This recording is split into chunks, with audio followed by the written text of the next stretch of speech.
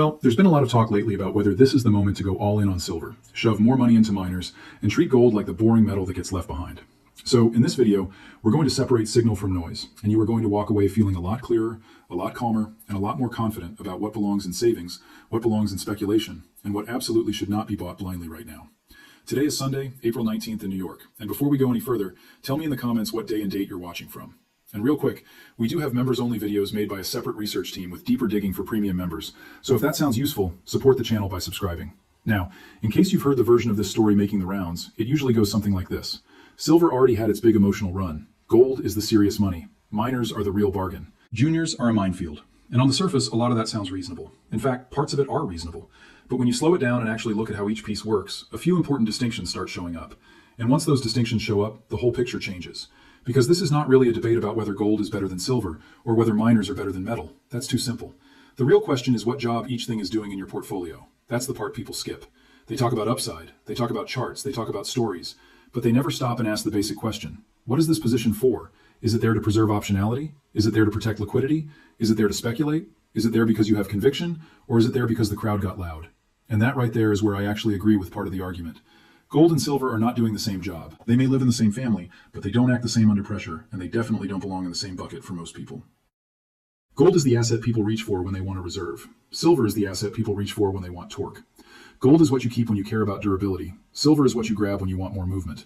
And miners, especially the smaller ones, are not the metals at all. They are businesses tied to the metals, which sounds close, but in real life is a very different thing. So let's start with silver, because that is where the emotion always gets hottest.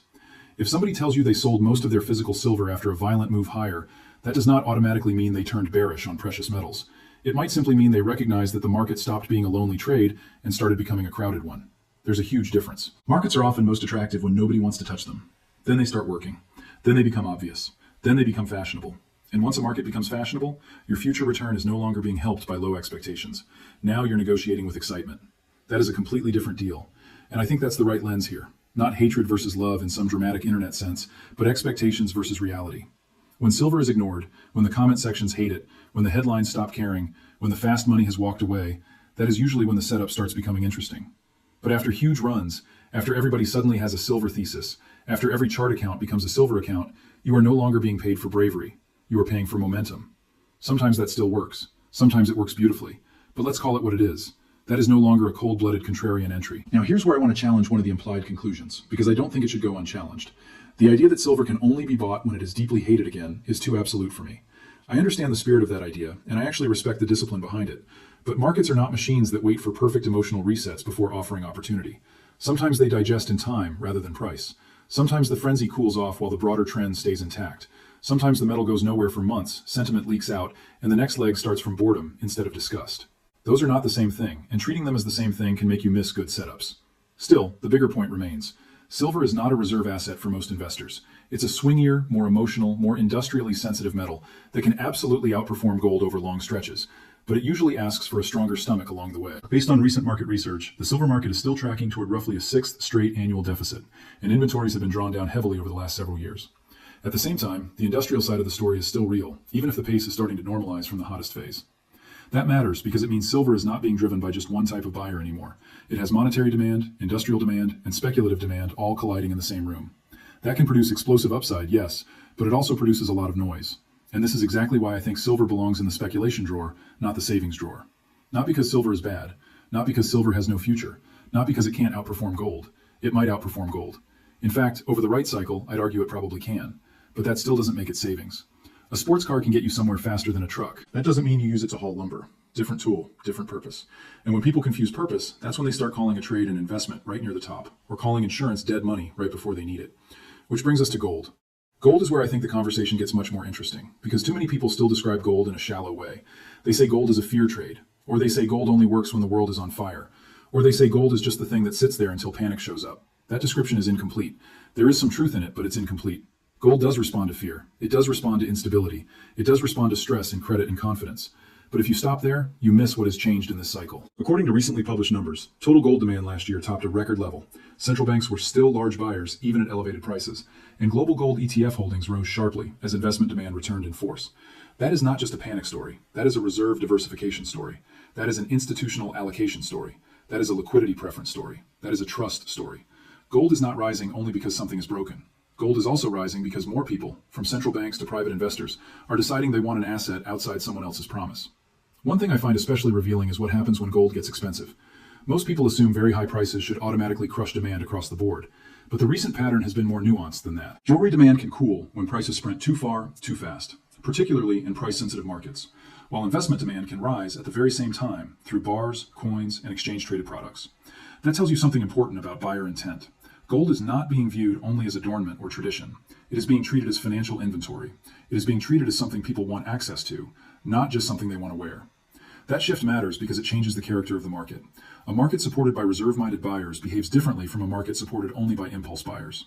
Silver has a version of that story too, but with a twist. Its industrial role has grown meaningfully over the last decade, and demand tied to electrification and solar has become a much larger piece of the picture than it used to be. But I also think silver bulls sometimes over-romanticize that part. Industrial demand is powerful, yes, but it is not a straight line, and it is not immune to slower growth, policy changes, substitution efforts, or project delays. So the silver case is strongest when you respect both sides at once. You respect the real physical tightness and long-term industrial usefulness, and you also respect the fact that silver remains a momentum-prone market that can get way ahead of itself when enthusiasm outruns patience.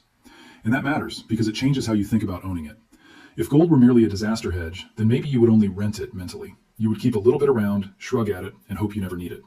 But if gold is also functioning as balance sheet collateral, reserve diversification, liquidity under stress, and long-term purchasing power storage, then it starts behaving much more like savings. Not cash savings in the bank account sense. I'm not saying that.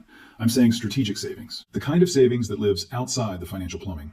The kind of savings you don't own because it's exciting. You own it because it gives you options when other things are misbehaving.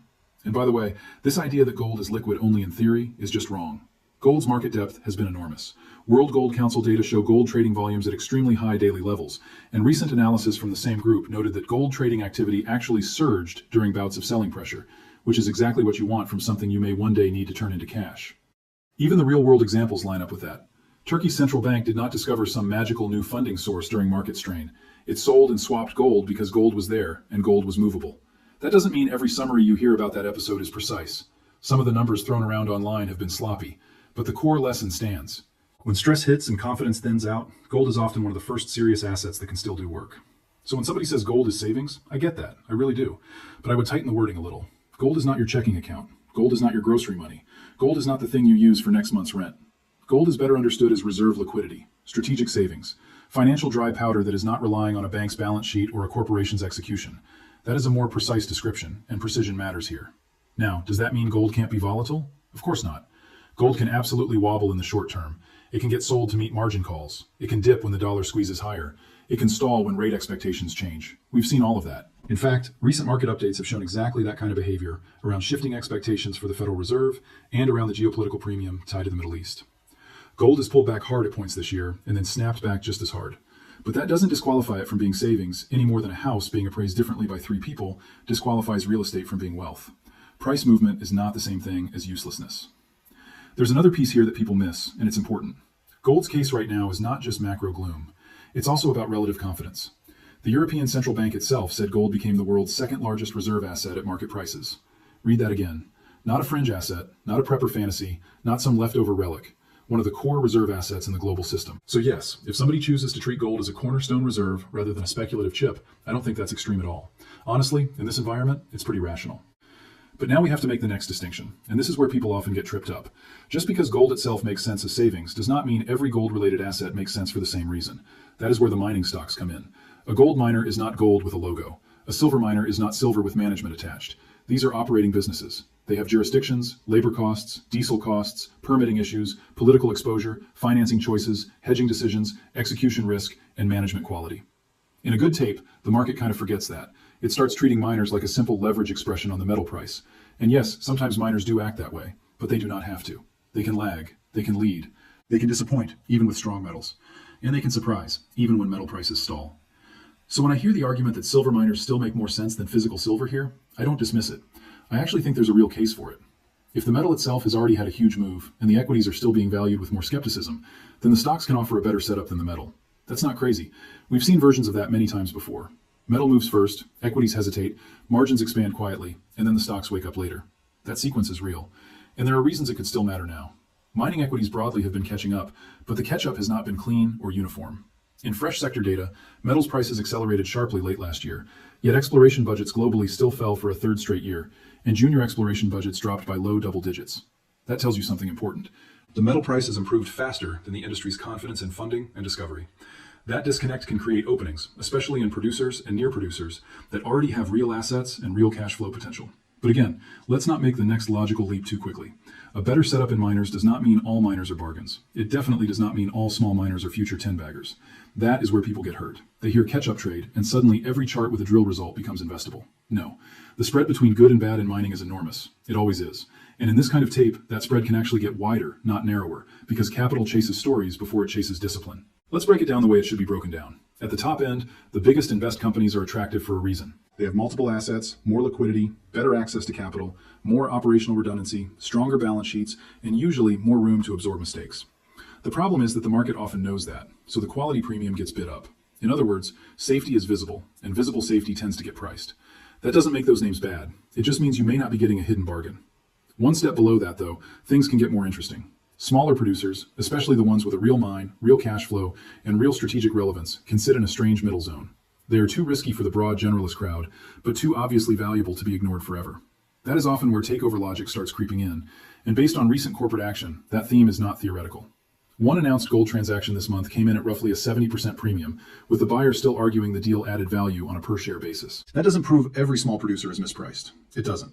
One deal never proves the whole sector, but it does tell you that majors and better capitalized operators are willing to pay up when they see quality ounces, strategic fit, and development pathways they can actually use.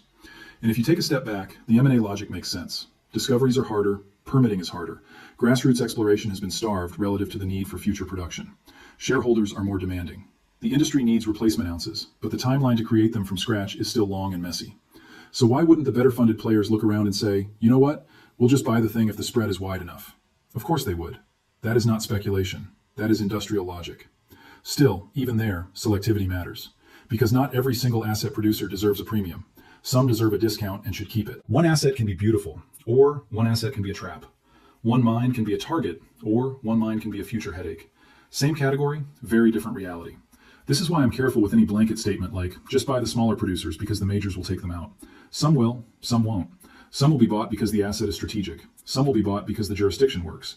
Some will never be bought because the economics don't deserve rescue. Now let's go one level further down the ladder, because this is where the conversation gets dangerous fast. The junior explorers. Here, I think the harsh stance is mostly justified. Not the theatrical version of it, not the one-liner version, but the core warning? Yes. Broad exposure to junior explorers is one of the easiest ways for retail investors to confuse possibility with probability. The story is always seductive. Small company, big land package, big blue sky target, new management, fresh drill plan, promotional interviews, monster upside, and every now and then, that story is real. That is exactly what makes the space so tricky. The occasional huge winner gives emotional cover to an ocean of mediocrity. Fresh sector research backs up part of that caution. Global exploration spend has been under pressure. Grassroots activity has shrunk to historically low shares of the total, and junior budgets have been cut even while precious metals prices stayed strong. In plain English, the market is still not willing to finance every dream just because gold is high. That should tell you something. The better names can still raise money. The promotional names can still tell stories. But the easy, broad, undisciplined money is not as forgiving as people think. And that is why I completely agree that this is a stock picker's arena, not a sector bet. If you buy the whole junior space and call it research, that's not research. That's surrender. You are handing your outcome to delusion, hope, and the statistical reality that most tiny explorers are not going to become anything special. Even in a strong metal tape, many of them won't create lasting value. Some will get brief pops on news flow, sure. Some will double on momentum. Some will triple if the market gets wild enough. But that is not the same as durable value creation. And if you don't know the difference, the sector will teach it to you the expensive way. This is the part where people get annoyed because they want a shortcut. They want someone to say, here's the basket, here's the theme, here's the moonshot. But that's not how this corner of the market works for most people. The junior space is closer to venture capital than to normal investing. You need asset knowledge. You need jurisdiction knowledge. You need an understanding of metallurgy, financing risk, management incentives, timelines, permitting, and the ugly math of share count creep. You need patience. You need discipline. And maybe most importantly, you need the emotional ability to sit through brutal drawdowns without turning every red candle into an identity crisis. Because that's the reality nobody likes to say out loud. Even the right junior can break your heart for long stretches before it rewards you. The path is rarely neat. A stock can get cut in half and still not be broken fundamentally. Another stock can hold up beautifully and still be junk underneath. Price action alone will not save you there. Narrative alone will definitely not save you there. If you're successful, share your success story in the comments so others can stay motivated. Now, I want to come back to the portfolio framework because that is the whole key to this conversation and also the part that gives you the cleanest roadmap. If you treat gold like savings, you don't need gold to impress you every week. That's not its job. You need it to stay useful, liquid, and credible across cycles. And based on what we've seen in reserve demand, ETF flows, official sector buying, and stress period liquidity, that case remains very strong. Gold may not be cheap in the emotional sense. It has already had a major move. But something does not have to be emotionally cheap to be functionally necessary. That's an important distinction. Insurance is rarely bought because it feels cheap. It's bought because the role matters. If you treat silver like speculation, then your standards have to be different. You cannot just say, silver probably beats gold over a decade, therefore buy it here no matter what. That logic is lazy. Plenty of assets can do better over a decade and still be bad buys today. For silver, timing and sentiment matter more. Crowd positioning matters more. Volatility matters more.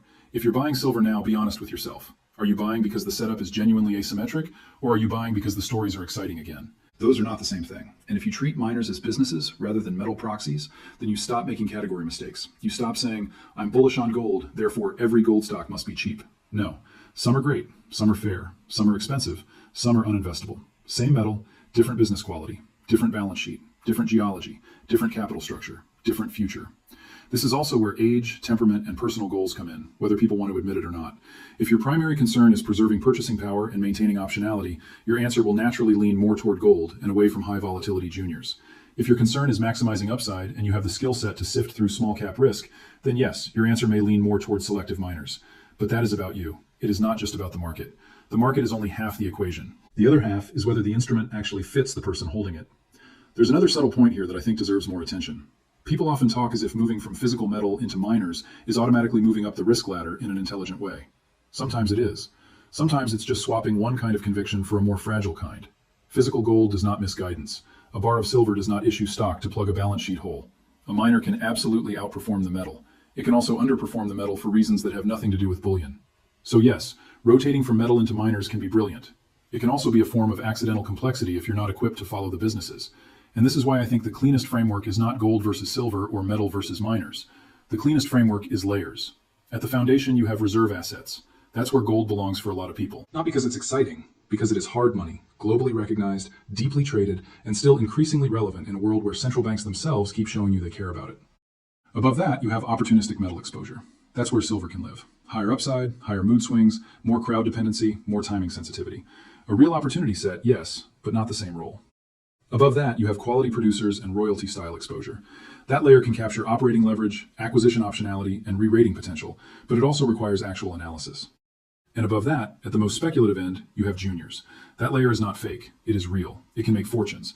It can also light money on fire faster than almost anything else in the sector if you enter casually.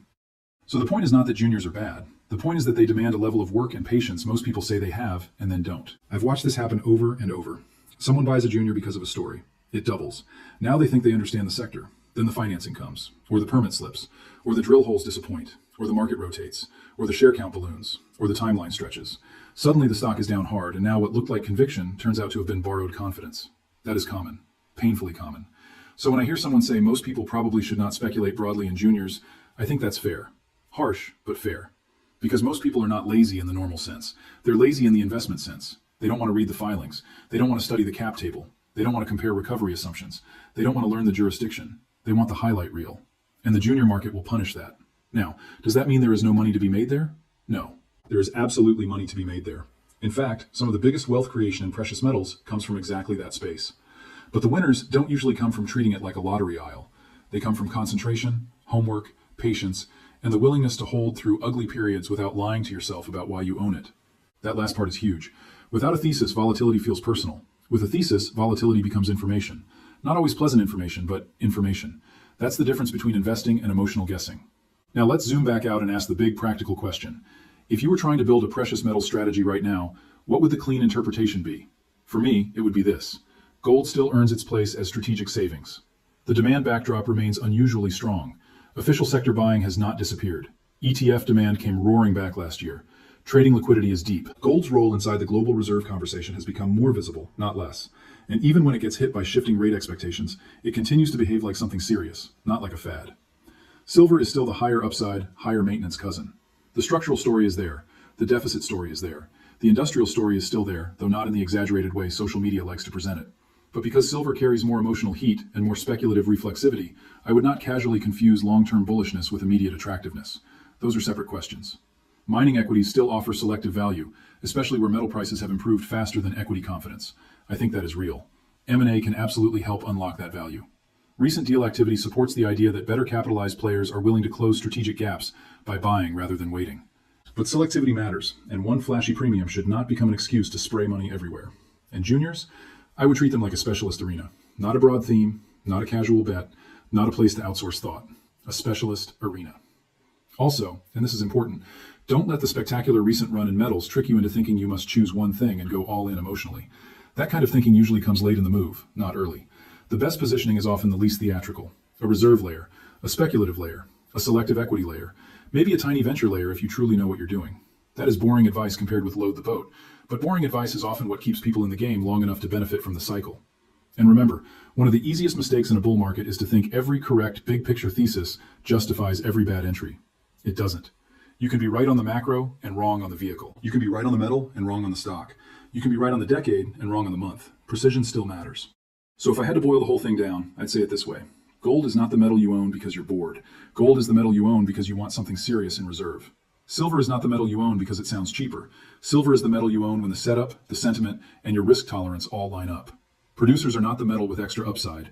They are businesses, and the good ones must be selected. Juniors are not a shortcut to wealth. They are an exam, and most people do not want to study for it. Now, there's one final nuance I want to leave you with, because this is where mature positioning separates itself from excitement chasing. You do not need to hate silver to prefer gold here. You do not need to hate juniors to avoid broad exposure. You do not need to hate the big producers to admit some of them are already richly valued. This is not about loyalty. It's about fit. It's about role. It's about price versus expectation. That's all. So when you hear somebody say they sold a big chunk of silver, moved some of it toward gold, looked harder at miners, and warned people off casual junior speculation, don't reduce that to a headline. Understand the framework, because the framework is the valuable part. The transaction is just the surface. And if you want one comment question besides the date, let me ask you this. In your own portfolio right now, do you treat gold as savings, speculation, or both?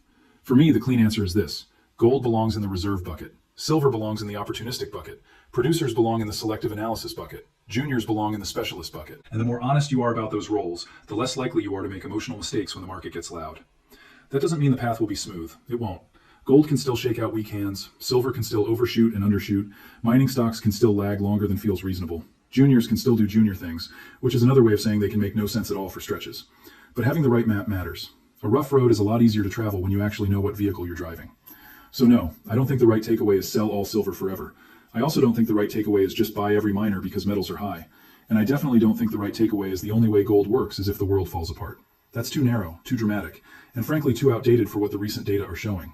Gold is being validated not just by fear, but by allocation. Silver is being supported not just by stories, but by a still tight physical backdrop. And mining is being shaped not just by excitement, but by capital scarcity, operating reality, and strategic consolidation. That's the real picture. And the cleaner your buckets are, the easier it is to act well when volatility shows up. Confusion is expensive. Clarity is not. You don't need 100 opinions in this market. You need a framework strong enough to survive both euphoria and panic intact. Own the reserve for reserve reasons. Own the speculation for speculation reasons. And never let the two pretend to be each other. Subscribe if you want the next move explained before the crowd starts shouting about it. And just so we're clear before we wrap this up, none of this is personal financial advice. This is an educational breakdown of how these assets behave, how different parts of the metal space fit together, and how to think more clearly about positioning. Your balance sheet, your risk tolerance, your time horizon, and your decision-making discipline are your responsibility. Always do your own work before you put real money to work.